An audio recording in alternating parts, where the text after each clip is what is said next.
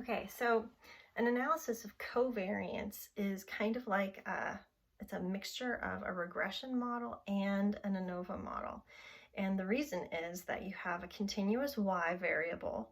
In this case, we're going to use a decomposition rate kind of example like you are going to do in the lab. And then you have a continuous, you have a continuous x variable. Okay, so that would set you up for regression normally, right? So in this case, we're going to look at mass loss through time. So we're looking at decomposition rates. But you have a categorical variable too. So maybe you want to compare decomposition rates among species or among genotypes of trees or with or without salmon carcasses or some kind of crazy study. Okay, so you want to compare some relationship, some continuous relationship, like a linear relationship, but you have more than one categorical variable that you're interested in too. So ANCOVA is analysis of covariance. And so that kind of think of correlation in there a little bit. You have some aspects of regression. So the example we're going to use is through time. Okay, so we have day on the x-axis, and we have the natural log of ash-free dry mass for litter bag remaining. Now, just for example, most of the time, if I was to measure just ash-free dry mass without the natural log, I would get this nice exponential decay function because leaves, they act like an exponential system. But if I take the natural log of the ash-free dry mass, I can linearize that, and so I end up with a negative relationship, mass lost through time, and the slope of this line is the decomposition rate, K. So decomp rate equals K, and it's usually a negative value, and it's measured per day.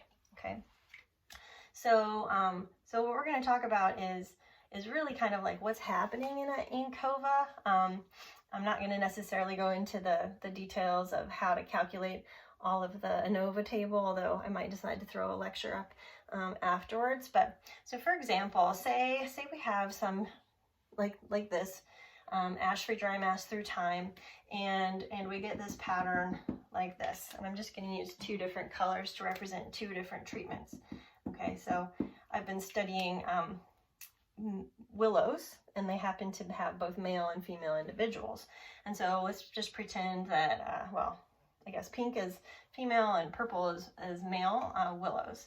So if I had a pattern like this, what I would see is again, like no linear relationship with day, right? And so, you know, you wouldn't even really want to draw a line through it, but you could draw a line like that.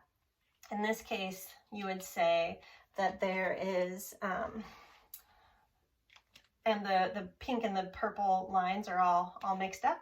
So we'll say that in terms of sex, that's not significant, and in terms of day, it's not significant.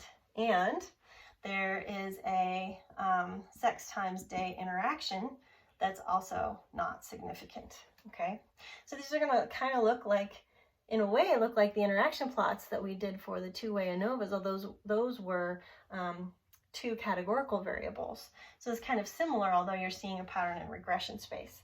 So what if I saw a pattern like this? There's my males, and here's my females. Okay, so still the male and female are all mixed in there, but now we have kind of an increasing relationship through time, right? So in this case, maybe there's no effect of willow sex. Okay, so no, not significant. But day, oops, why did I go up? Oh, let's just make that a little bit more realistic. Sorry about that. I should have gone down. Right, we lose mass through time, so I don't want to confuse anybody. We lose mass through time. There is a significant day effect, so day is probably less than 0.05, but there's no significant interaction because the males and the females aren't any different. So sex times day is not significant. Okay, so then what if I have a relationship like this where I've got decomposition, mass remaining there, now I've got two separate lines, and this is what analysis of covariance is really about, is looking for these linear relationships when you have categorical variables. Now in this case, there's clearly a difference between the males and the females, so sex is probably less than 0.05, but there's no effective day, right? So the slopes of the line not significantly different from 0. And again, because the lines are parallel, there's probably no sex times day interaction, so not significant. All right, what if we had this kind of relation? I'm going up again because my notes go up. Okay, go down and go down. So now we have two lines. Okay, we probably clearly have a sex effect. Okay, so P less than 0.05, and we have a day effect, which is cool, P less than 0.05. But the lines are parallel, they're not going to cross anytime soon, so it's unlikely that there is a sex times day interaction. The mass loss relationship is the same through time for both the males and the females, and I think I probably could have drawn that a little bit better if I made them really kind of like on top of one another like that. Okay, so then what if we have a relationship like this, where we have a really steep line like that, and then we have a much shallower line like this.